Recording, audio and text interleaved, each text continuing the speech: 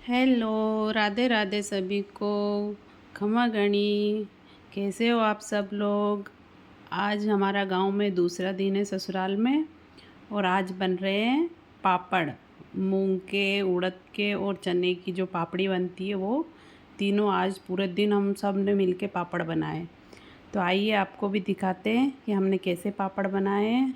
इस तरह से जो मेरे सासू माँ हैं, हम भाभा हुकम बोलते हैं, उन्होंने आटे को गूंदा। फिर ये दोनों भाई साहब ने मिलके, एक ने इसको कूटा और एक ने ऐसे रोल बनाए।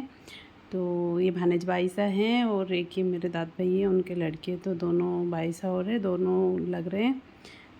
तो देखिए आज आप भी हमारे साथ पापड़ बनाना सीख के, और हमने कैसे बनाए वो देखें।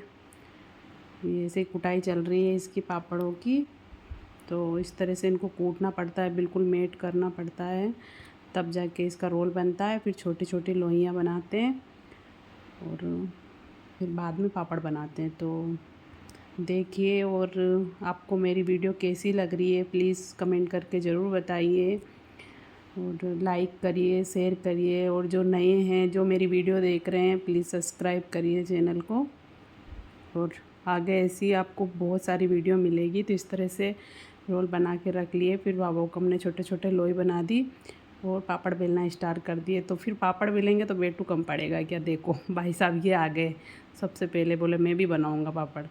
तो इसने 2-3 लोई ऐसे ख़राब करी ना, कुछ ऐसे बना बना के फिर हम सारी फैमिली मिल के पापड़ बनाने लगे।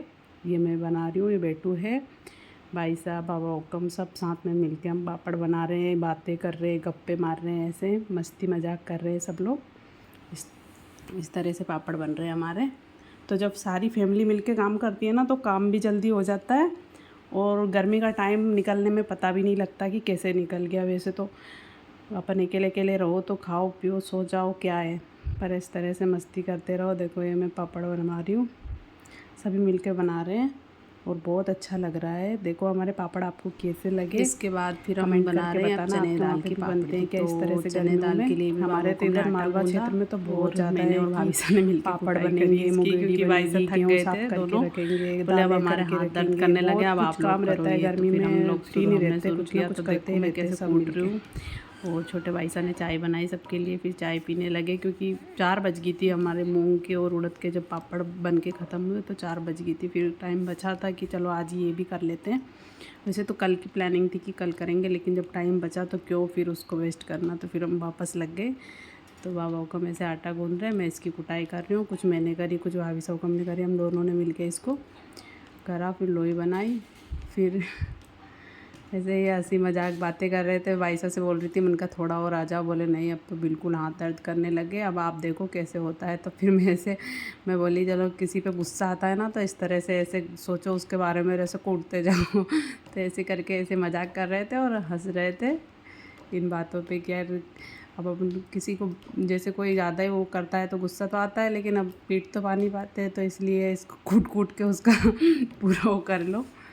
इस तरह से हंसी मजाक चल रही थी हमारी। और आपको कैसा लग रहा है आज का हमारा व्लॉग। कुछ फ़नी है, कुछ काम भी चल रहा है। देखो हंसते हंसते मजाक करते करते बातें करते करते हमने इतना सारा काम किया।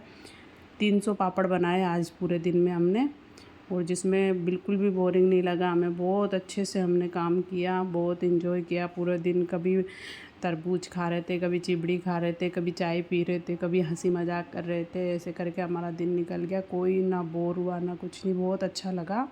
और बेटू ने तो इतने मज़े किए ना, बड़े दिनों बाद सारी फैमिली उसको मिली थी। बेटू ने भी फुल मस्ती करी। आपको कैसा लगा हमारा ब्लॉग। बाय बाय एवरीवन, धन्यवाद आप सभी का।